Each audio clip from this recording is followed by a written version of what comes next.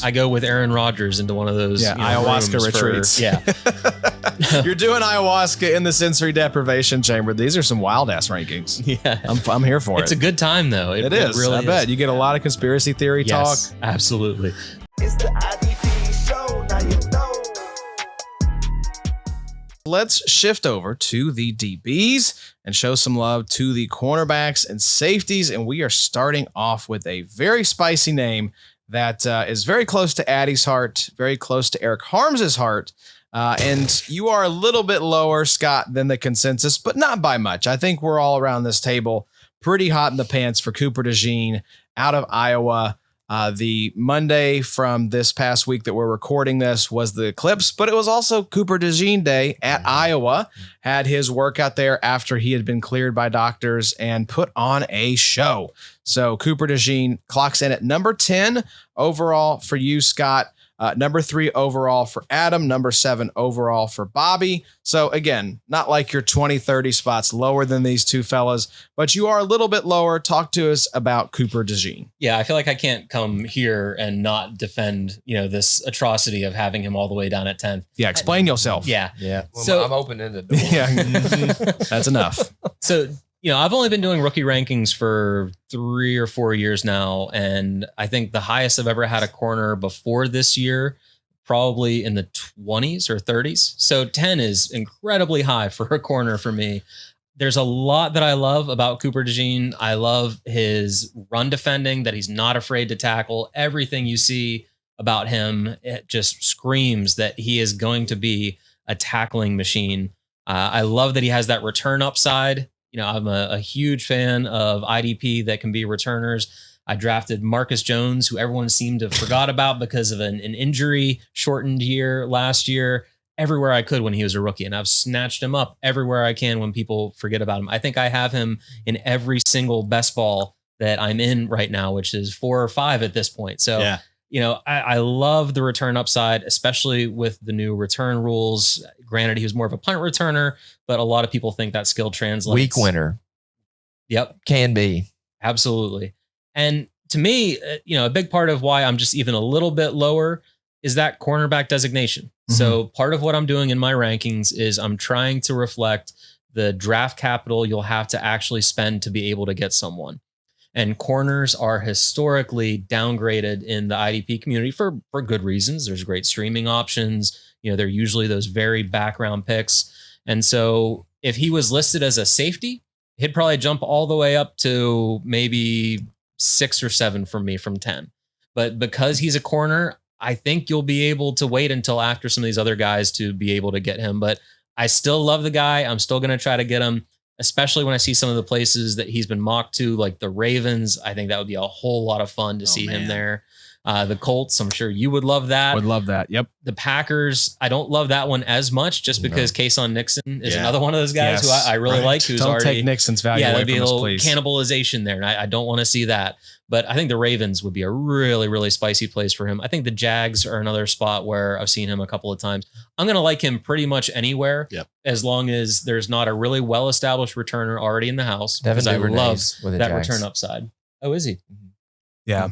So I'm with you though, Scott. As long as there is not a returner that if Cooper DeJean can get a starting cornerback gig and has that potential to get the return yardage or the return gig as well, that to me makes him probably top 2 or 3 impact rookie from this class. As far as chance to make the biggest impact in their rookie year, you give me a guy that's going to be on the field, possibly like a slot defender, even as an outside corner. If he gets that kick return on top of that, I don't know, man. I think we underrate the DBs a little bit because, yes, they are streamable. They're more replaceable, but they also probably have the clearest path to snaps in year 1, especially if you get round 1 draft capital, right? I mean, look at the Sauce Gardeners. Which he will. Yes, he will. Mm-hmm. That I really believe Derek Stingley, these guys, there's a reason that you see mainly cornerbacks taken of all defensive positions the most inside the top 10. Mm-hmm. So I think that you could be looking at, I understand why Adam has him at 3, maybe a little bit of a hot take, but I'm kind of right there where Bobo, it's like if this guy gets top 10, top 15 draft capital, good landing spot. Oh boy. I want you to rethink the cornerback designation because I think that's a good thing. Do y'all see that as well? If you're in a CB required league, If you're in a CB required league, but I see the cornerback as like he could be a cornerback cheat code. Oh, yeah. You know, and I feel like the cornerback designation is going to be like, everybody's going to be like, oh, he's a corner. I'm going to be like, yes, that's awesome. Now everybody's going to fade him. And I'm going to get like a perfect situation where we've got a guy who's the best run defending corner in the class. Tackles, check. He's a great outside cornerback. PDs, check. We've got a guy who can play in the box, possibly. Check. We've got a guy now who potentially could be doing with the new NFL punt kick returns, a guy who could be a game breaker for, and this isn't even like Marcus Jones was kind of a little bit of a flash in the pan and people have forgotten about him. Like he's coming back, but guys like Dallas Flowers, Keyshawn Nixon, those guys are all like, if they return a couple punts or kicks a game, you're looking up and they have like 30 and 40 point games without an interception or anything. And Cooper DeJean is an insane athlete. And what did we see last year? Witherspoon, who have I talked about 100 times on this podcast? And guess what he didn't do? Return kicks. Yep. So, I mean, Cooper DeJean wills the hell up. Brian Branch. The upside. That's why he's so high in the ranks. The upside of DeJean. He's one of the few players in this class that could actually get over 15 points per game. Yeah. Yeah. I'm all in on that. Get over 15 points a game right out the gate. Out the gate. Yep. Yeah, and I think you make a good point that these cheat code guys are great to have on your roster. Like I remember back when Buda Baker came out, he had a CB designation, and Brian I still Branch did. drafted him. Branch did as well. So I think there are some great values to be had there and great opportunities for cheat code. I guess what I was saying is that the market for him, if he has that CB designation, should allow you to get him a few picks later than you might have to. Absolutely. So, I completely agree. He could end up being the third best. But or even I the best argue that it should be the opposite. Yeah, it should push him up. And we're trying to correct. To correct him, Morgan. Correct. That's honestly a big thing with Big Three scoring. The fact that we've beefed up these PDs, we're trying to show people, hey, these cornerbacks matter. They should be relevant in your IDP. Because you leagues. could make the case that the most impactful rookie IDP wise last year was Witherspoon. Yeah, of course. Right. That if you did just an IDP rookie redraft, that he would be maybe the most. I mean, if you talk top if you talk five. value, Yeah. the two probably like best value picks of last year's draft were Witherspoon and Puka. Yeah. You know? Yeah. Yep. I mean, because you didn't have to spend anything for them. That's right. The returns were ridiculous. People look back at the log for Witherspoon. Absurd. 50, 60 point game. He did have that one ridiculous game, but even so. How many cornerbacks can have a 50 point game? Watch this. Who drafted Puka? Yeah, you're I right. don't remember. You're right. I don't remember. Who drafted Witherspoon? Who did? Hey, handshake. Handshake. Yeah. I like Game that. recognized game. Game recognized game, Scott. Well, Cooper DeJean, I think we all love around this table. Let's move to the next guy here because the DBs, Scott, tell me if you agree with this. Mike made the point. It's with the linebackers, it's kind of a get your guys type of draft. And we've described this DB class kind of the same way. It's like Baskin Robbins, 31 flavors. What do you like? And I think the DBs, CB, safety, both, it's like, what flavor do you like? I don't think if you ask 10 different people, I think you're going to get 10 different answers. Yeah, I agree with that. And so a lot of this is really personal preference. I know there are some guys who really are agnostic about what kind of role a corner plays. You know, they're fine with an outside corner because they know they're going to get those guaranteed snaps. I'm someone who tends to gravitate more towards slot corners because I love that pass rush upside. Yep. With safeties, it's the same way. You know, you have some great free safeties who just rack up fantasy points. I know Eddie Jackson is currently unemployed, but he won me a lot of games in his first couple of years. Yep. Look at Jesse Bates last year. So free safeties can absolutely score, but I also tend to be a little bit safer and like to gravitate more towards guys who spend more time in the box. So I think it just depends on your risk tolerance. It depends on the scoring settings in your league, depends on what you already have if you're looking for floor versus upside. So I think even where we disagree in some of the safeties, they're all within the same kind of range of outcomes here. Yeah, let's talk about Tyler Nubin, safety out of Minnesota. Adam has him at 11, Bobby at 12, you at 18. So kind of like Cooper DeJean, not a player that you guys are vastly different on, but you are the lowest of the group, Scott. So talk to me about Tyler Nubin and what your thoughts were on him. Yeah, and so Nubin is someone who, if he ends up going as the second safety or even the top safety in the class, I'll get it. I have a little bit of a tendency to maybe over penalize free safeties in my model, just because I want more consistency over upside in terms of big play potential. But that could also be because of the style of a lot of the leagues that I play in. So I think Nubin is a great player.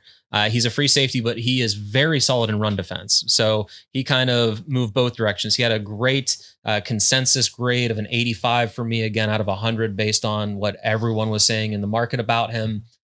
He kind of hasn't really gotten much of a bump or a downgrade from me, because that free safety isn't something that I gravitate towards, but that great run defense and that great tackling ability that he has is something that I do like, because it does help to level out a little bit. So I like Nubin. I think I might have Nubin still as my top safety. I just have him a little bit further down in the overall IDP list, but that's not surprising, because I had some of the IDLs a little bit higher, and that means some people had to come down. So I think I tend to be a little bit higher on IDLs and a little bit lower. It's for the brand. It's for the brand. Absolutely. You're an IDL guy. Yeah. Tyler Nubin, Dane Brugler's third overall safety. Addy, you were the highest of the group. What are your thoughts on get you Nubin? I like Nubin, a playmaker type, like I think Scott said very well. But I mean, yeah, I imagine he's going to be drafted no later than the second round. So yeah, he's just not the type that I gravitate towards. I'm very much like Scott. I'm going to be looking for the slot box guys, just consistency on week to week, but you can occasionally miss out on some real talent. If you follow that, those ideas, I mean, you probably would have missed out on Minka. You probably would have missed out on, thinking Jesse Bates. There you go. Safety one last year. Antoine Winfield, I think, was playing deep a lot in college. So, yeah, I mean, it's more risky, I think, chasing after those guys that play deep, but it can pay off occasionally. Yeah, Packers, Texans, Packers, Texans, and Jets look like possible landing spots here, Scott. Yeah, those were some of the ones that I saw that I could get behind, that I like. It feels like, especially the Texans and the Jets, no one is jumping out to the top of my mind that's a great talent there, unless I miss something in free agency. I know the Packers have McKinney now, but I'm not sure what they have much beyond that. I think Jonathan Owens went down the road to Chicago, if I remember right. Savage left to Jacksonville. Yes. So, there would rookie. be snaps there at least, but I like the Texans or the Jets as a place where he can definitely get some run. Yeah, Chuck Clark, Tony Adams, Ashton Davis, and Jarek Bernard Converse, according to our lads for the Jets. So Minnesota's had some pretty good safeties coming out of there though lately, and defenders. I mean, they've had a lot of like Catherine went there, right? Yep. Winfield, of course, went there. They had another good safety, I think. Yeah. What was the other one you had, Scott, besides the Jets? The Packers. I think that's some available. You got P-Trade there with the Texans. Like you said, McKinney now. So McKinney's kind of versatile. That would be an interesting fit. This is worrisome. So Nubin didn't run at the combine, but based off of what I guess Marcus Mosier put this together, his RAS for Nubin is a 3.63. Wow. So that's a little concerning. 6 foot 205, 31-inch vertical, right at a 10-foot broad. 7.23 cone, 4.59 40. That is not that impressive. So that's a little bit of a concern. I might have to chew on that one for a little while. Although like someone like Brian Branch also didn't test great, 5.27 RAS last year. I felt like safeties is where you saw the RAS not correlate as much. Winfield was 7.94. Yeah. So, I mean, that's not that great, but Kyle Hamilton was 9.34. Derwin James was really good. He was 9.35. 3's getting down there. Yeah. 3 is very low. That's pretty bad. So I was looking at the Texans depth chart, Jalen Petre, Jimmy Ward, the two starters, and then Eric Murray, Lonnie Johnson. So Yeah, Jesse Bates, 7.5. Man, Petre's a weird value right now. Mhm. he is. I think he was, Golly. I think DB 17 last I looked at the ADP. Xavier McKinney, 5.33. But for the most part, yeah, I mean, 3 is not in the top 24. There was a tweet basically talking about the only one who's been kind of close in that range who ended up being relevant was Honey Badger. Honey Badger was kind of around that 3. And he was a something dog. range. Yeah, I mean, he was a playmaker. Yeah. Yeah, safety for. Smoking weed. Yeah, that's why. Remember he that fell. when that was like a huge Yeah. ordeal? Well, the gas mask video for Oh, the yeah. highest paid left tackle in the NFL now. Tunsil. Yes. Xavier McKinney, Anthony Johnson, the 2 starters for our Anthony lads. Johnson. Zane Anderson and Benny Sapp III. So the Packers, I think, could have some possibility there. Then he sapped the third. Benny Sapp I III. like that. Pretty cool. Is that Warren Sapp's son? I Potentially. think he's on this album. Yeah. There you go. Third. Get you some Benny Sapp. Now that's going to fall. You know Way that, to right? go, Adam. Touched You it. messed that up. I'm going to put it down. Go to sleep. Put a face up, Yeah, actually. Go to sleep, James Disrespectful. Brown. Yeah. Let's move to the next guy here, though, Scott, on your list, and we are going to the cornerback position. Do you all think it's always weird? I just refer to Cooper DeJean as a DB. Do you all think he's going to be playing primarily cornerback in the NFL? I don't care. He's super versatile. I think. I mean, they'll probably try him an outside first. I don't know if so it'll, freaky athletic. I don't know if it'll stick, but if it doesn't stick, who cares? Seems I mean, team dependent. I mean, Yeah. I think we would prefer it not to stick. I guess, right? If he goes to the Ravens, you would think he would be outside, right? Yeah. Leave K-Ham in. God, can you imagine K-Ham and Cooper DeJean on the Oh, yeah. same Wow. field? I My can argue, God. though, that they have bigger needs than Cooper DeJean. Do you see him as But an he could also- outside corner though? Like that? Does that feel like the best? I see him use as of a his lot skills? of things. I think he Yeah. can do whatever he wants to do. I think he could Yeah. put him down at the end if they Running want. back. I want a good defensive coordinator if we're looking at him as like a movable. Yeah, absolutely. Because if you're going to start Piece moving him for the around, defense. please don't do him like Isaiah Simmons. Yeah. You know? No, I think. I mean, I could see him also just being a safety. Like, Yeah. just like, Mhm. we're just gonna keep you a safety. Yeah. and he's Yeah. still gonna be awesome. Yeah. Safety is such a versatile position now. Well, Like, look at- it doesn't really matter. I would love to see. Here's what I would love for the Colts. If they want to go that route, throw him at safety, and then you could have Blackman back in the free safety role and let Cooper DeJean be your box safety in the Gus Bradley defense. Yeah, If can't that go were wrong. to happen, that's a top 12 safety for 2024. You're exactly telling you right right. now. I do feel like ever since the Rams started moving Jalen Ramsey. Jalen Ramsey to the star role inside, I'm sure there were other instances. So I don't want to hear it in the comments. In the Reddits. But you know, it does seem like in the last couple of years that position has changed a lot. Not only corner, but also safety, to where they move people around. You know, look at McDuffie and Snead, and some games you saw McDuffie in the box, and sometimes you see Snead in the box.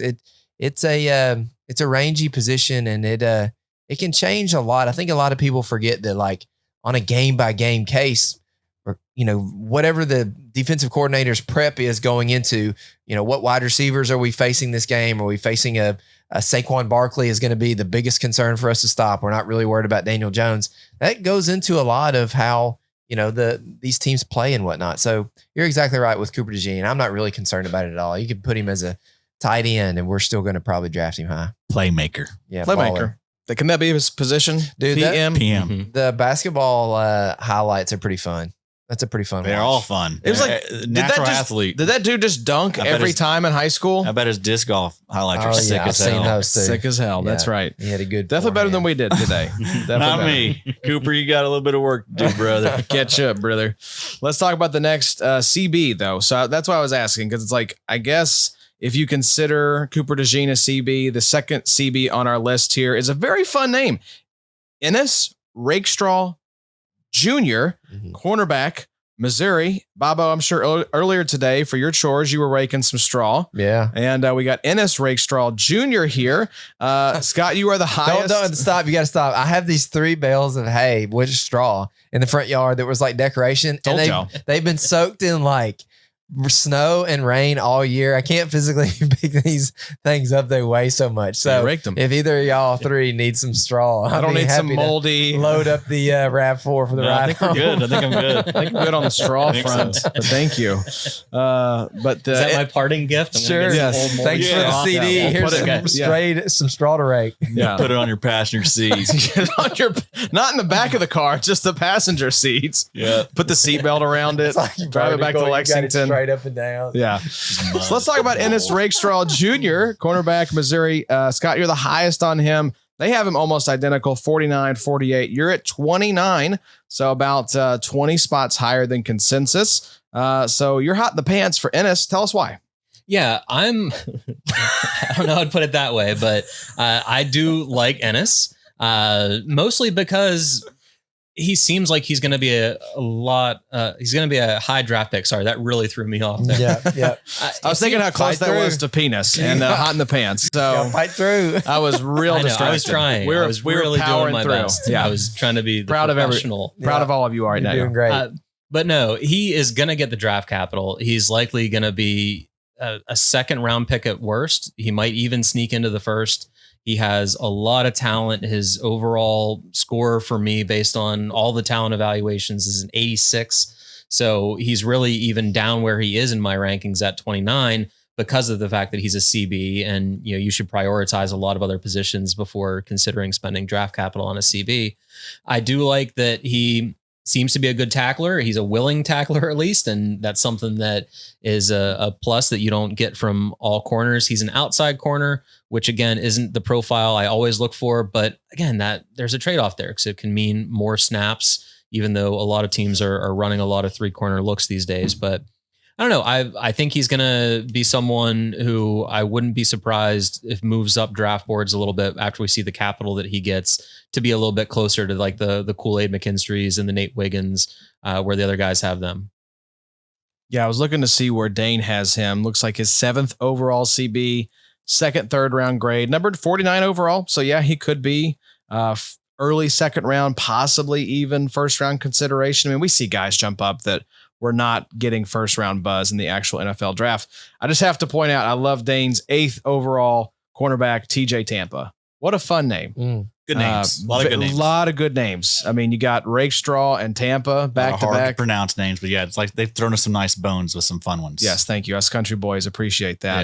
Yeah. Scott, I'm sure you also struggled to pronounce names as well, even though you're not. I don't think you're a Kentucky native. You are been in Kentucky long enough to probably struggle with the pronunciation of some of these names. Yes, I have. And when Yes. you teach as many classes as I teach that have as many students, it is a constant struggle. I can't tell you how much I still sweat on day one of a class that I am going to be the person that Yep. does like the AA run, Yeah. just completely butcher someone's name. It's a lot of pressure. Because you would think with a last name like Soltis, it'd be relatively easy, but I can't begin to tell you all the different variations I've gotten through the years. Yeah, So, that's tough, man. I mean, messing up their names right in front of them. Oh, yeah. No one listens to this podcast, so it's okay. yeah. But that's tough. That's even more pressure. Yeah, we're not pronouncing these players' names right here as they Right. stand in the so check in front of us. Mhm. But Thank God. it is something that I take seriously. This is technically my second appearance on the show. My first was when I sent in that recording about Justin Matabike. That's right. I looked up a phonetical spelling of him. I listened to interviews of him because I wanted to make sure I didn't do any disrespect to the man who I was giving my IDP MVP to. You got to pronounce it correct, or just do Matabukake like Johnny the Sure. Greek does. So That's another option to go. I do Either that way. stuff too, but then I immediately forget. His problem is, immediately forget. who's your favorite edge in the class? Oh God, leg two, lot two. Is that There you go. He did it right. Okay. Nice he job. had a fit the other night. I mix up the first and last name. Yeah. I call them like lot two, leg two sometimes. La two. What did we say the other night? Double L. Double L. Double yeah. L. LL. We're going with LL. LL Cool J. All right, so I don't know where we were. I think we Ennis were Rakestraw. Ennis Rakestraw. Junior. There we go. Junior. Yeah, don't forget the junior. Yeah. Boys, what do we think here? You guys are a little lower, but probably just in this big group of like Yeah, DBs right. that we can't quite figure out. And I mean, kind of tough to evaluate. Like he missed a lot of time at school. That sounds like he was just skipping Yeah, school. it's just out smoking cigarettes behind the skate park. But he played in 9 games as a freshman, only 4 as a sophomore, 13 as a junior, but 9 as a senior. And then didn't really tear it up stat wise. wasn't anything special as an athlete. I think he was a 4.79 RAS. So I don't know. But he'll be out there on waivers. I'll absolutely pick him up just because Pick him up. everyone fades, doesn't understand defensive backs. There's still plenty there. Think about no one knew who Nate Hobbs was until a couple years ago. There's so many examples that L'Jarius Sneed. No one knew who he was. And you think about Trent McDuffie was free. The guys that have a chance to actually be in your rosters, it's probably cornerbacks, because a lot of leagues you're starting multiple DBs, or if you're in a CB required league, you're probably starting a couple cornerbacks. And there could be a nice matchup if Rakestraw gets nice draft capital. He plays the slot. Yeah, I could see plugging this guy in late in the season, maybe. But he gets a nice matchup. Even still, you look up and there's guys like Tariq Woolen, was a pretty late draft pick, like 5th or 6th round. Teron Johnson. Yeah. Just a bunch of guys that just get disrespected, slept on. Yep. Solid producers week in, week out, have done it for like 3-4 years at this point. And I could argue that you almost need to pay attention to like some of these guys more than like the Adissa Isaacs, the, real late edges, because the chance of them hitting is going to be a little less than a guy like Rakestraw. And you're exactly right, Josh. We play in cornerback leagues.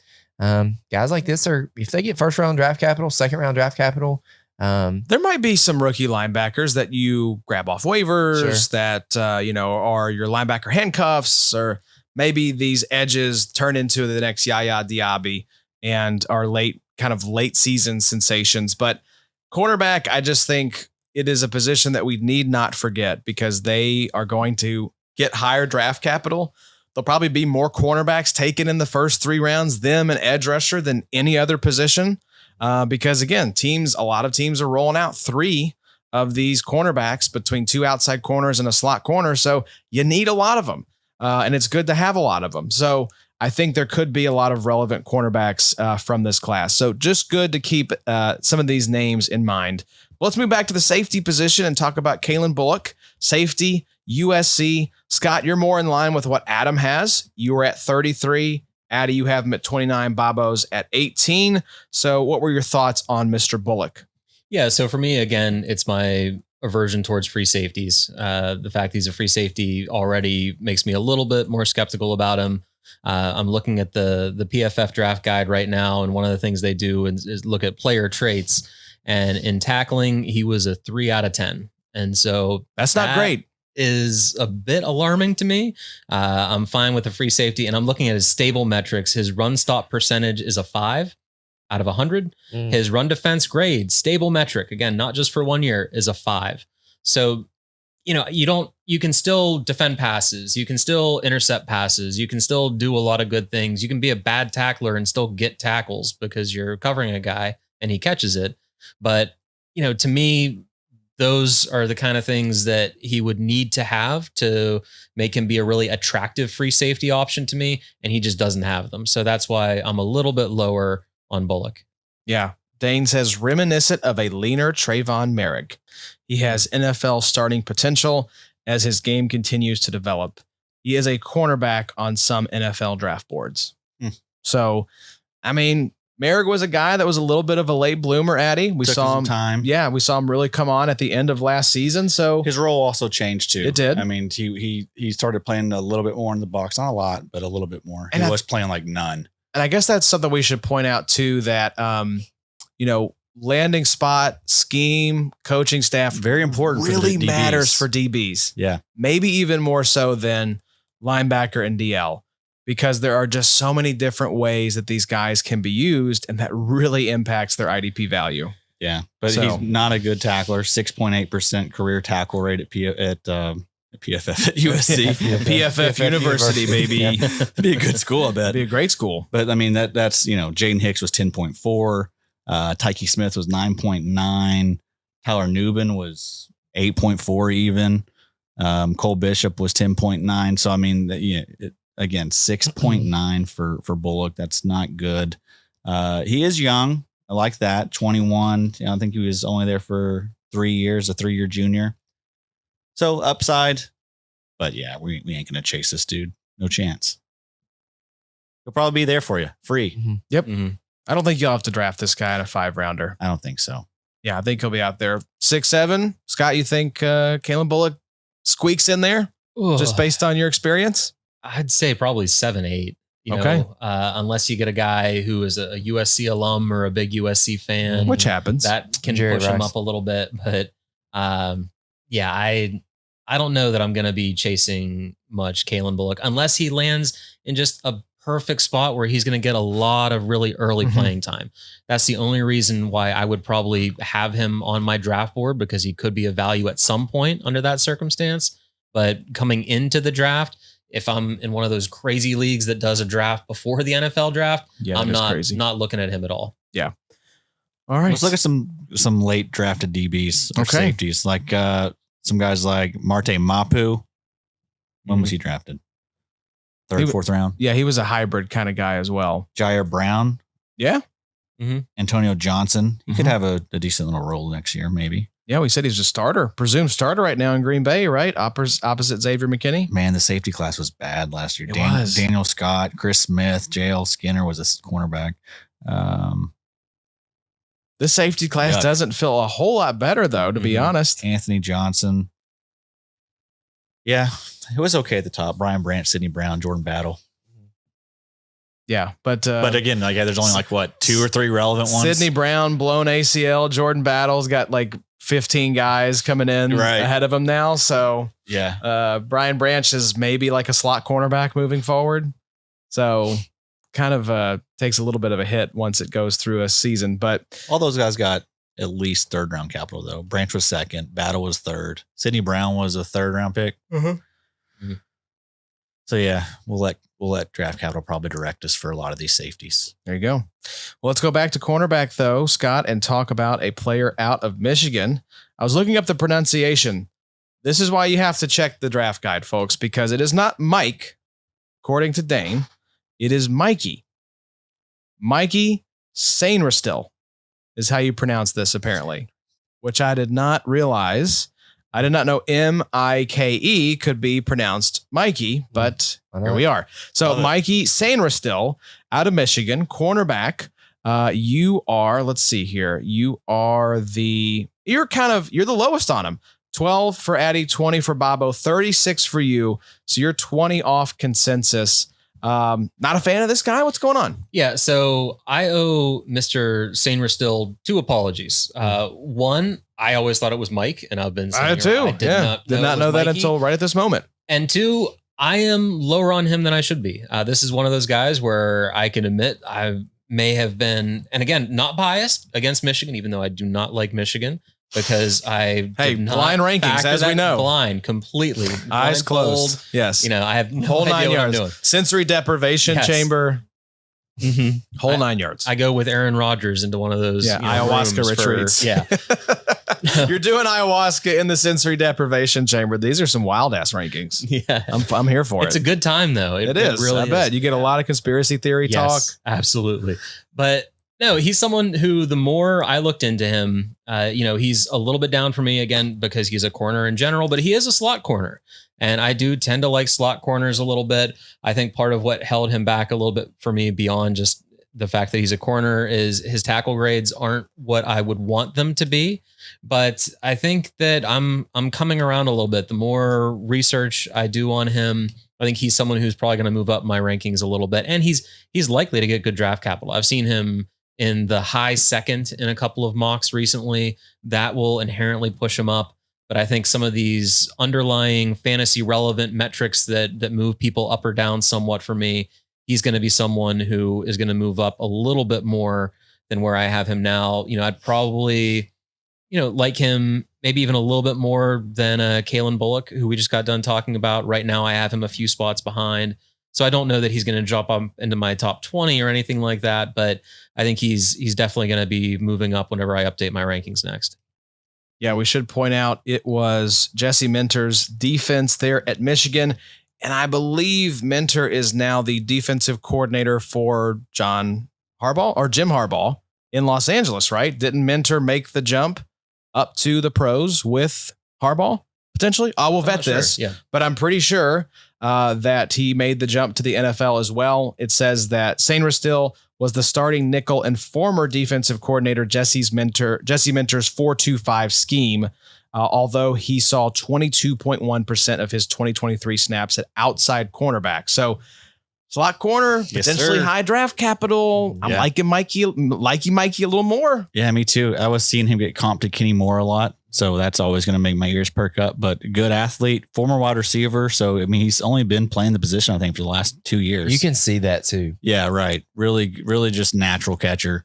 Yeah, he's a ball player. I think he's going to be drafted in the first 2 rounds. Mentor is the Chargers' new defensive coordinator. So yeah, if he's going there too. Yeah, I was going to say they have, I think we were talking about it possibly for like Junior Colson. I think they're at like 36 overall. Yeah, they have needs at all those spots. Right. I mean, you could see Colson, you could see Sainristil. I mean, that feels like a prime Trade spot Herbert for to Minnesota. There you go. Kim Let's McCarthy. fly. That's the one they need that. to do. That's what they really should do. I You think know, so. And Let if you're him compete really with going to Jefferson. compete, Yes. commit to the Michigan bit, Harbaugh, go all in here. Or just get Brady to come back out of retirement. That's true. I did see that as well. That's true. Brady is hating his life right now Yeah. in retirement. He hates it. He's divorced. He's having to be on the dating scene. Like He's bored. he's just bored out of his mind. Yeah. He's doing these podcast appearances. So let's get Brady back in the league. A Las Vegas quarterback. That would be fun. Be fun. It's what Gardner Minshew right now Oh, Yeah. jeez. or Aiden O'Connell. No, thank you. Gross. Give us Tommy. All right, last 2 guys here, Scott. And I'm going to lump them together because they are both Utah safeties. First up here, Sione Vaki. I will vet that pronunciation. And then Cole Bishop, Addie's safety 1. Addie, is that right? Safety 1 for you. And he is the highest on Cole Bishop. You are the lowest, but you are actually the highest on Vaki. So these 2 guys, like I said, I'm just going to lump them together because they're both Utah safeties. How are you kind of splitting hairs when you looked at these 2 guys next to each other? Yeah, so I'll go in reverse of how I have them and say that I think Cole Bishop is another one of those people who I'm gonna be moving up on. He is a box safety. He is an impressive tackler. He's got good instincts. Some of the places I've seen him mocked, so he is potentially going to get that draft capital that I didn't necessarily expect. I'm going to go back and look real quick at And it is where I have him. Sione Vaki. Sione. Okay. Sione Vaki. So in the consensus, taking out offensive linemen because, they're offensive linemen, Cole Bishop was the 86th overall player, according to the consensus of all big boards and mocks and everything. So that really pushed him down pretty significantly for me, but his fantasy intangibles are there. It seems like if I update that baseline based on recent trends, post combine, post workouts, Bishop will very likely move up.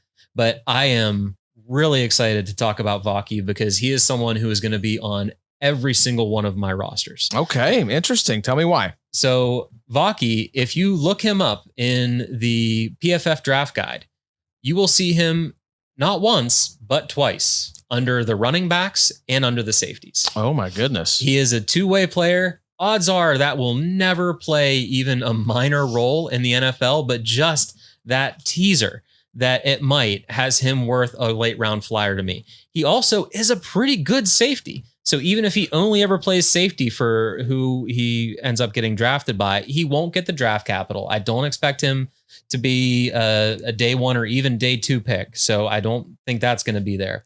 But his comp in the monster or the beast was Eric Weddle. Okay. I can get behind that. Absolutely. So you give me someone who has a ceiling of Eric Weddle, who also might end up appearing in other places on the field, especially if he gets to some team that has a very innovative offense and can try new things. To me, Vaki is someone you're not going to have to spend much to get, and he's someone who could blow up for you. So he's my Marcus Jones of this year. Okay. He's the guy that I'm going to run Love out it. and get, and I'll be on an island, but I'll be happily chilling with him on my rosters on that island. It's a shame Belichick's no longer a coach. He would have loved this guy. Yeah. Yeah. He would have been a Pat. He would have been. And It's Sig's call of Marcus Jones 2 years ago, one of the best calls all time on this podcast. We asked him who 2023's Marcus Jones was, and he said, it's nobody. Just go get Marcus Jones if you want the 2023 version. And so I'm kind of intrigued if we have potentially a 2024 version. I will say Cole Bishop projected to get much better draft capital, 2nd to 3rd round grade from Dane. And Vaki was the 18th ranked safety for Dane, 6th round projected draft capital. Addy, I believe you're big in on Bishop. Correct me if I'm wrong. Tackle rate was really good for him. 10.9%. That's the best out of, I think, all these safeties. And then, 197 tackles over 36 games. That's 5.4 per game. 21 and a half TFLs. That's ridiculous. That's 0.6 TFLs per game. No one else is even close to him on that one. But yeah, just a solid player. Also, do we ever get his age? Cole Bishop? Let me see. Let me see if it's in the monster. I will look and see if we have an age. But he's a 3-year junior, so he should be young. He is 22.86. Okay, that's fine. June 14th, 2001 is his birthday. That's fine. That 0.6 saves it. Yeah. If it would have been 0.8, oh, brother. But he's a freak athlete, dude. 6'2", 206. Does have short little T-Rex arms, 29.8 inch arms, but 4'4", 540, 39 inch vert, 10.4 broad, 9.88 RAS. Pretty And then good. just one of the best producers at safety in this class. So yeah, I'm a big fan of Cole Bishop. Have to correct myself. Sorry, that was actually Tyler Nubin's age. He is 22.86. Cole Bishop, 21.5. Bang. We're back in, baby.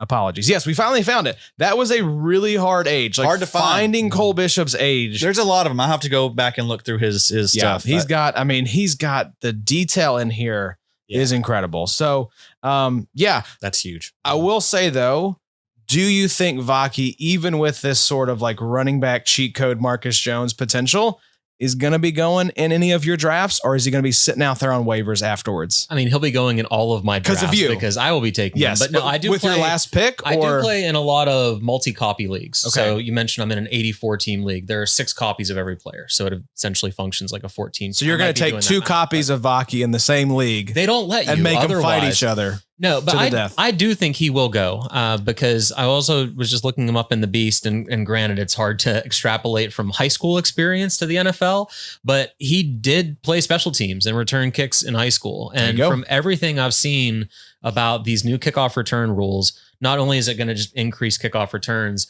but there's a lot of speculations that it might be sort of the bigger guys more so than the speedier guys. So I think that is great for like a Cordero Patterson to still be relevant in Pittsburgh.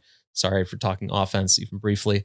Special teams, technically. I was talking special teams. So I saw it's DST. Kansas City brought that rugby dude in, right? Yes. Yeah. Yes, Yeah. I did. Same thing there. And so to the extent that Vaki has that potential to be a Swiss Army knife, even if he never sees the field on offense, which is highly unlikely that he will see the field on offense, I think he is going to get drafted, especially in leagues that have return yards because of that even potential.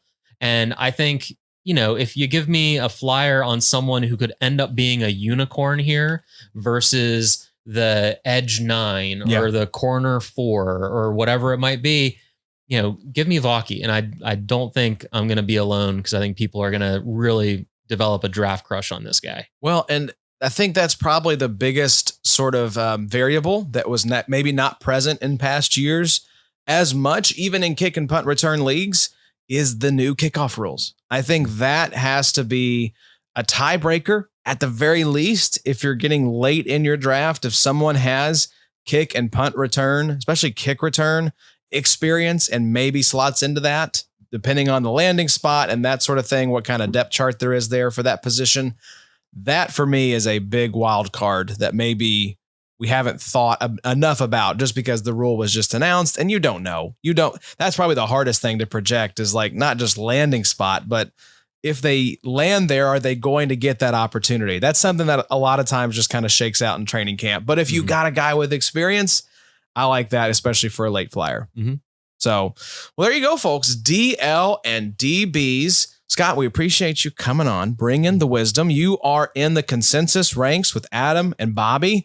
theidpshow.com. We'll be doing a final update before the NFL draft.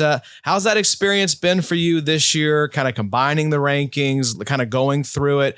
You still have a propensity for IDL, but how's it been being part of the IDP Show team and contributing to those rankings? It's been great. Really, the worst thing about it is I haven't been listening to you guys because I didn't want to do anything that could bias my rankings. We know it's blind. We know it's blind. So I did after I submitted everything. So don't worry. You got those views. I'm contributing. You had a solid ride. Yeah. 3.5 hours to get here. Yeah. But no, it's been fun. It really has been a blast. This has been stuff that, again, I've been doing kind of on my own for my own entertainment and helping friends who are new to IDP to have a sense of how to look at things in the past. And so being able to do that alongside these two guys has been really an enjoyable experience. And in some places, like I said, I've already learned a little bit about some guys that I might have been too low on. Hopefully I've convinced on a couple of guys here tonight where it really is going to help us to get closer to where the market's going to be, because that's kind of the sweet spot of trying to understand how drafts are actually going to play out. So especially when you're in most leagues that only have one copy, you don't get a signal that, okay, a copy is gone, so now I got to move on this guy. It's you take him and then he's gone. So knowing what that market's going to be like and what a good value for a player would be, I've always found the best way to get there is by using multiple people's perspectives, and I'm happy to be a part of that. Well, we're happy to have you, man. It has been fun. You've contributed not only the rookie ranks, you had the modified best ball article. So if you want some ideas on how to spice up your best ball leagues, check out that article. Hit up Scott. What's the handle on Twitter? Is it Professor IDP? Professor IDP. There we go. Love the branding. Handle. You are actually a professor, so it's not just like some kind of. Yeah, I'm not a weirdo. I teach in a university. Okay, you're an IDP. Okay, my Twitter handle isn't a signal that I'm a weirdo. Okay, I teach in a university. Cool. I teach human resource management, so I study performance and study these kind of things. So it was only natural to apply that to the NFL. How was our performance today on the podcast? As you're kind of looking around the table.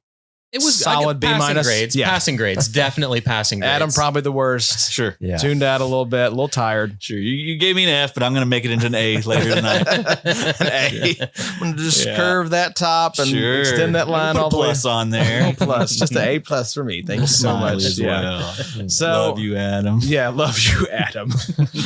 But we appreciate you all tuning in. Like we said, after the break, this episode is not over. We've got Mike Wohlert coming up after the ad break, talking linebackers. So sorry we made y'all wait till the back half of the episode. And if you're watching these episodes on YouTube, thank you so much for tuning in. Make sure to go check out Mike's video. It's posted as a separate video, so you can go check that out as well. A lot of fun talking to Mike about the possible green dots of the future. So give us your feedback. Who is the player that you are targeting? Is there anyone that you're hot in the pants for when it comes to these rookie drafts? And let us know what you thought of these episodes. And be sure to check out the IDPshow.com because we're going to have all sorts of good stuff. Like we mentioned, coming up show-wise, we got Sigmund Bloom talking the Bloom 100 here next week, the week of the draft. We'll have a round one recap, me, Adam, and Bobby. And then we'll be talking to John Macri the Saturday the draft wraps up to do best and worst landing spots. So Scott, thank you again for coming down to Bowling Green, being here in the Sode Shack. It is just a different kind of energy to have folks here in the Shack. So we appreciate you making the drive, and we'll have you back down here very soon. Sounds good. Thank you all. It's the